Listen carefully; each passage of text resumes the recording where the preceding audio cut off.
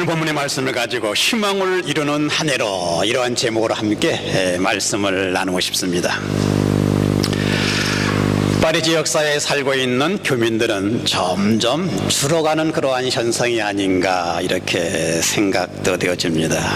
몇 년 전 저희가 통계를 알기로는 한 1,500명 정도가 10년짜리 치료증을 가지고 계신 분이다라는 그러한 말씀을 들었는데, 사실 전도할 대상들이 교민들에게는 제한이 된 그러한 모습이 아닌가. 그러나 수시로 파리에 또 오고 또 가고 있는 또 유학생 성도와 상사직원 성도들은 대개 한 3년 내지 5년 정도 파리에 주어진 그러한 학업과 업무를 담당하기에 유일한 한인 전도 대상이 되는 그러한 모습이 바로 지역사회의 상황인 것을 볼 수가 있는 것입니다. 저에게는 유학생 선교와 불어권 선교 사역을 지난 28년 동안 주님의 놀라운 비전이 우리를 통하여 한 가지 사역을 이룰 수 있도록 하나님께서 만들어 주셨습니다.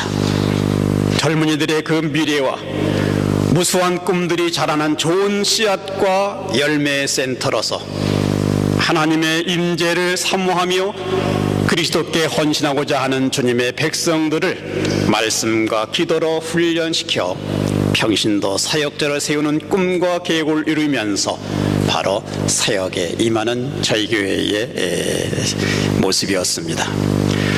많은 성도들이 이곳에서 학업과 직장 업무와 사업을 마무리하고 또 한국으로 귀국하여 평신도 사역자로서 주어진 일들을 충실히 하며 섬기고 베푸며 최선을 다하는 그러한 모습을 한국에 들어가면 우리 교회 성도들을 만나서 나눌 수가 있고 볼 수가 있습니다.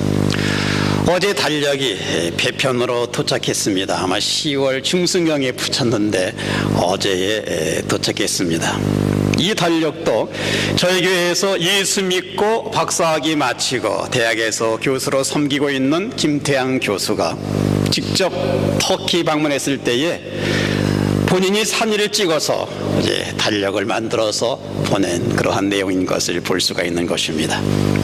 1985년 10월 창립 이후에 미래를 바라보는 중요한 사명을 하나님께서 허락하셔서 그리스도인인 한국인으로서 기념비적 발자취를 남기기 위하여 열악한 환경 속에서도 1세대는 세워지고 2세대는 사용하는 그러한 도전을 이 순간까지 이루어 왔습니다.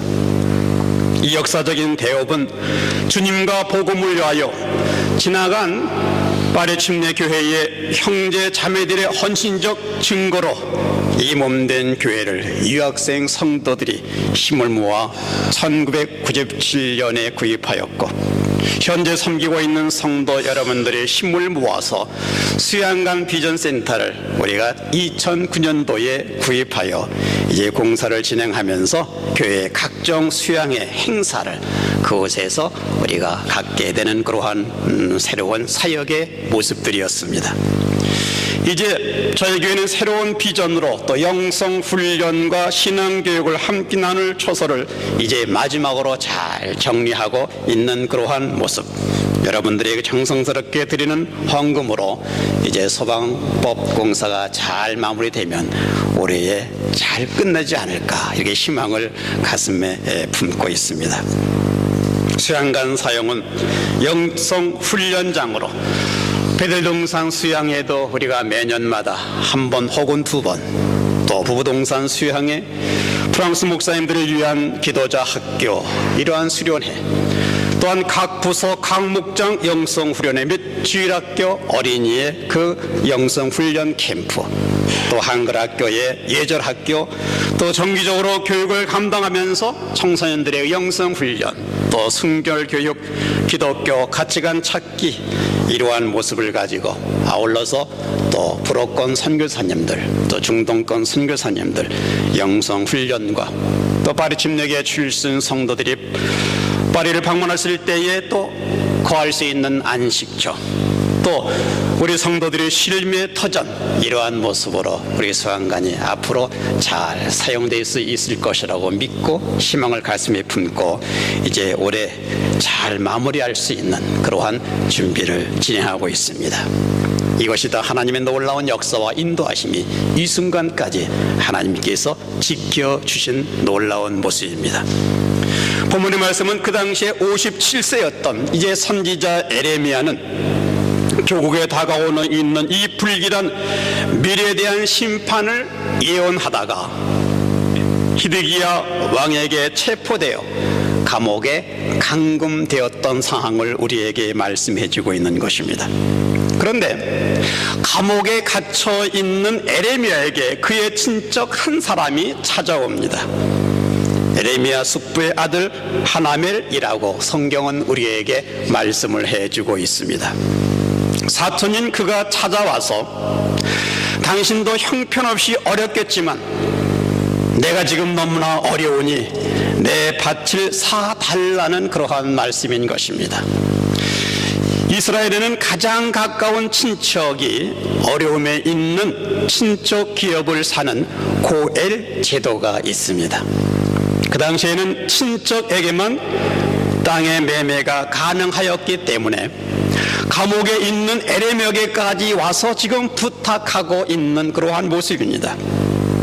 나라를 잃어버리고 바벨론에 의해서 짓밟힐 것이 명백해지고 있는 이 시점에 사실 밭이나 땅을 예언자에겐 에레미야에게 무슨 필요가 있겠습니까? 전쟁이나 억압당할 때에는 꼭 필요한 것은 양식이고 현금 또는 금이 필요한 것이 바로 어려운 상황에 나타나고 있는 그러한 내용들입니다. 그런데 에레미야가 지금 밭을 사기로 결정을 합니다. 일반적으로 밭을 사는 행위는 미래를 상인 행위라고 할 수가 있습니다. 그래서 혹자는 말하기를 부동산을 사는 행위는 미래를 사는 행위다라고 말들을 합니다. 부동산을 구입한 사람은 어렵고 힘겹게 은행융자 갚다가 나이가 다 먹어버립니다. 그러나 후대에는 그 부동산을 가지고 귀한 일을 할 수 있기 때문에 가장 중요한 것이 될 수가 있다는 겁니다. 시대적으로 전쟁 시대가 되어 희망과 소망이 없을 때 밭을 사는 것은 미련한 짓에 불과합니다. 그러나 에레미야는 감옥에 들어가 있는 상황에서도 그 밭을 사들이겠다고 결정을 했고 그 밭을 구입하였다는 그 의미는 조국의 미래를 포기하지 않았다라는 의미를 갖게 하고 있는 것입니다. 미래가 회복되고 모든 것이 정상이 되는 날을 하나님께서 주실 것이며 이 밭은 매우 중요한 영적인 증표가 될 것이라는 단순히 그냥 밭을 사는 그러한 모습이 아니라 바로 희망을 사는 행위인 것을 볼 수가 있습니다. 에레미야는 희망을 창조해서라도 자기의 민족에게 희망을 보여주고 싶었던 것입니다. 그러면 현재를 사랑하는 저와 여러분들이 믿음을 가지고 어떻게 살아야 희망을 창조하는 그러한 모습으로 2014년도를 출발할 수가 있을까? 이 질문에 대한 대답을 함께 나누고 싶습니다. 첫째로 하나님의 말씀을 들을 줄 알아야만 됩니다. 들을 수 있어야만 됩니다. 역사가 복잡해지고 시대가 어려워지면 제일 빨리 돌아다니는 것은 바로 이 소문들입니다. 지금 전쟁 시기이며 경제적으로 어려울 때에 현 상황적으로 무슨 밭을 사며 이 전쟁 중에 무슨 부동산이 필요한가, 전쟁 속에서는 미래가 없어 보임에도 불구하고 밭을 사기로 결정한 에레미야에게 주변 사람들은 어리석은 사람이다 라고 말을 했을 것입니다. 밭을 사는 것이 손해이었음에도 불구하고 밭을 사기로 결정할 수 있었던 그 이유는 도대체 어디에 있단 말입니까? 그것은 에레미야가 오로지 자신이 하나님의 그 말씀에만 귀를 기울이고 있었기 때문입니다. 본문의 말씀 32장 6절은 이렇게 말합니다. 에레미야가 가로되 여호와의 말씀이 내게 임하였느니라 이르시되, 에레미야에게 하나님의 말씀이 임했습니다. 그는 말씀을 사모했고 늘 말씀에 귀를 기울이고 있었습니다. 사람들이 말해주고 있는 소리나 뉴스보다도 하나님의 말씀 앞에 더 귀를 기울이고 있었던 그러한 모습을 볼 수가 있는 것입니다. 그럴 때에 하나님은 말씀하십니다. 32장 7절 말씀에 보라, 네 숙부 살렘의 아들 하나멜이 내게 와서 말하기를 너는 아나돗에 있는 내 밭을 사라. 이 기업을 물을 권리가 내게 있느니라. 이렇게 하나님께서 먼저 예고하셨습니다. 그 후에 사춘이 등장합니다. 8절 말씀에 여호와의 말씀같이 나의 숙부인 아들 하나멜이 시위대 뜰 안에 내게로 와서 이르되 청하노니 너는 베냐민 땅 아나돗에 있는 나의 밭을 사라. 기업의 상속권이 내게 있고 물을 권리가 내게 있으니 너를 위하여 사라 하는지라. 내가 이것이 여호와의 말씀인 줄을 알았으므로 하나님께서 예고하신 말씀 그대로 지금 사촌이 말하고 있는 것입니다. 그때 에레미야는 들려주신 하나님의 말씀을 전적으로 순종했고 하나님의 말씀이 들려올 때마다 불가능하고 원치 않는 요구에도 전적으로 순종으로 듣고자 했으므로 그 시대의 사람들과 전혀 다른 창조적 행동을 가능하게 했던 그 모습을 볼 수가 있는 것입니다. 창조적 행동은 믿음으로부터 시작이 됩니다. 이 믿음의 근거는 오직 하나님의 말씀이었습니다. 믿음은 들음에서 나며 들음은 그리스도의 말씀으로 말미암았느니라 라고 말씀은 우리에게 알려주고 있습니다. 하나님의 말씀이 계실 때에 미래에 대한 믿음을 확신했고 그 말씀을 따라 창조적 행동으로 옮기게 되었던 것입니다.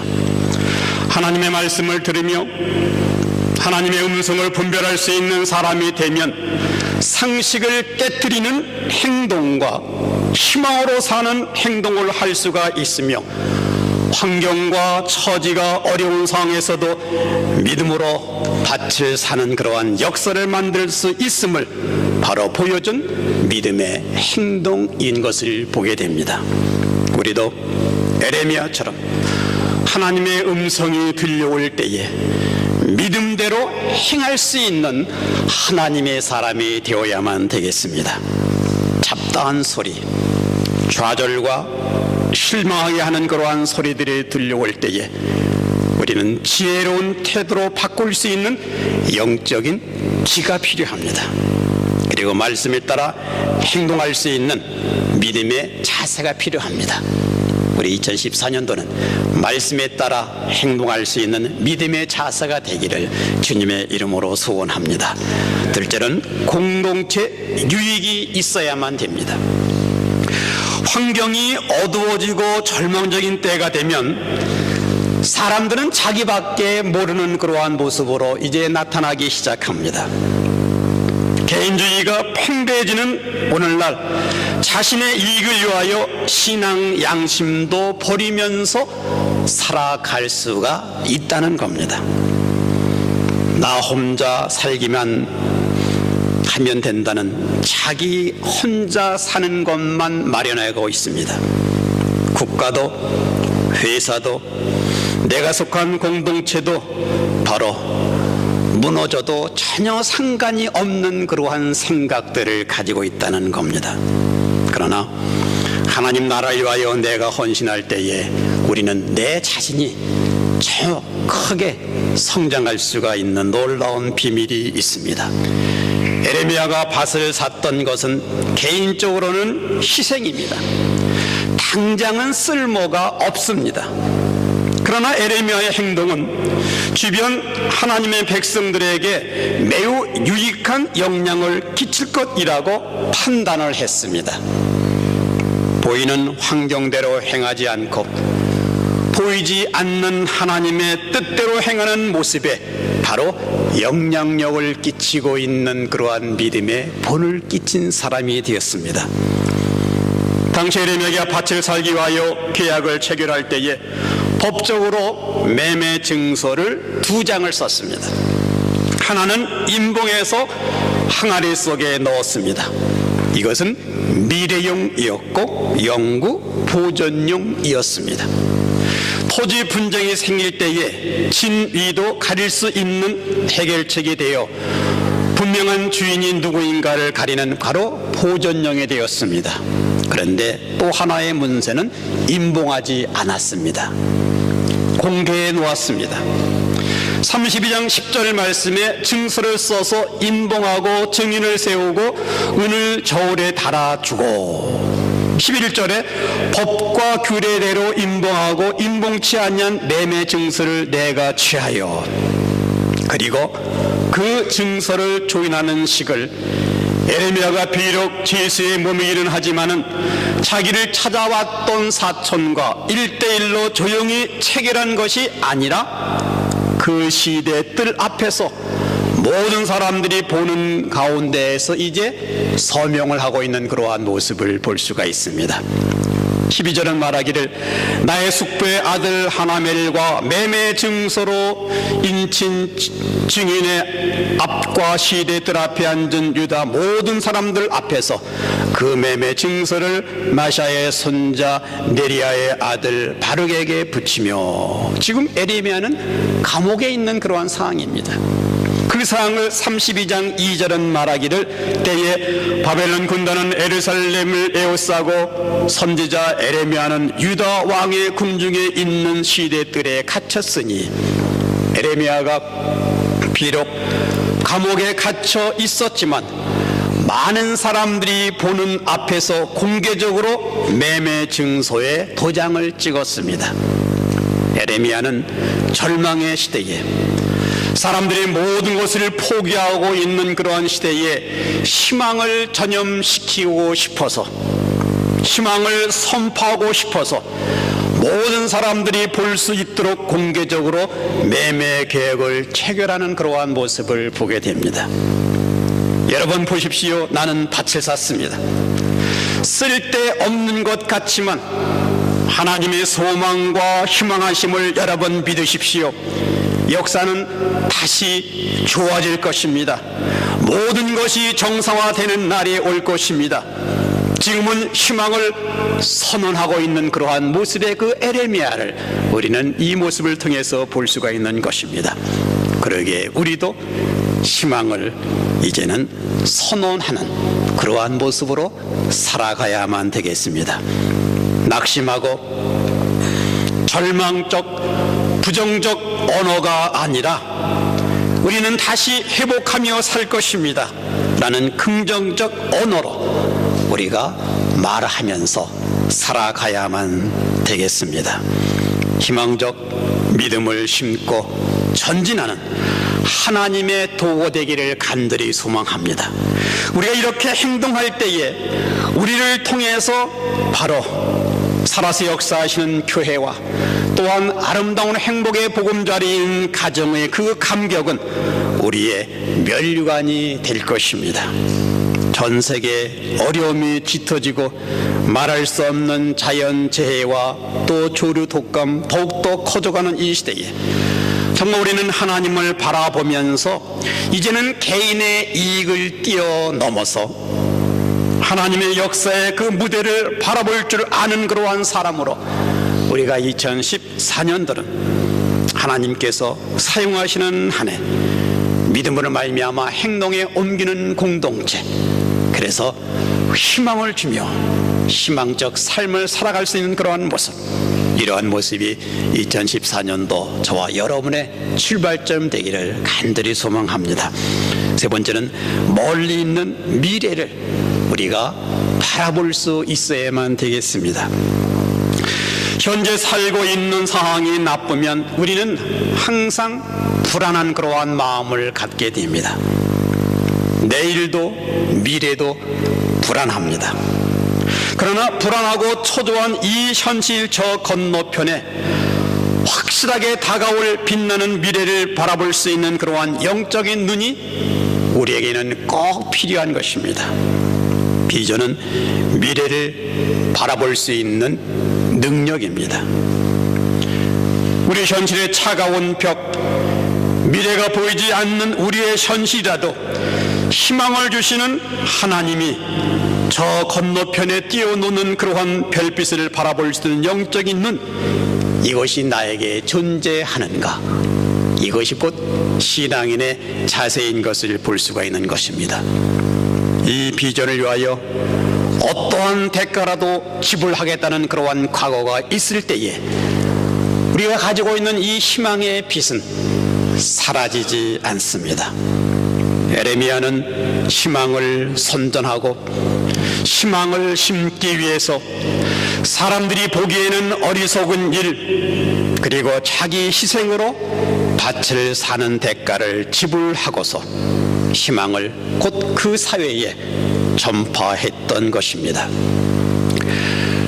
그리스 알렉산더 대왕은 자기의 꿈을 실현하기 위한 대대적인 이제 전장에 싸워 나가기 위하여 전쟁터에 나가기 직전 자기 보물 창고를 열어서 그 보물들을 모두 꺼내어 자기 부하인 장군들에게 나누어 주었습니다. 모든 보물을 나누어주는 그러한 모습을 본 한 참모가 이제 알렉산더 대왕에게 질문을 합니다. 장군님, 보물을 하나도 남겨두지 않고 다 나누어주시면 어떡하십니까? 그러자 알렉산더 대왕은 말하기를, 나는 가장 중요한 것을 남겨두었네. 나에겐 바로 희망을 남겨두었다.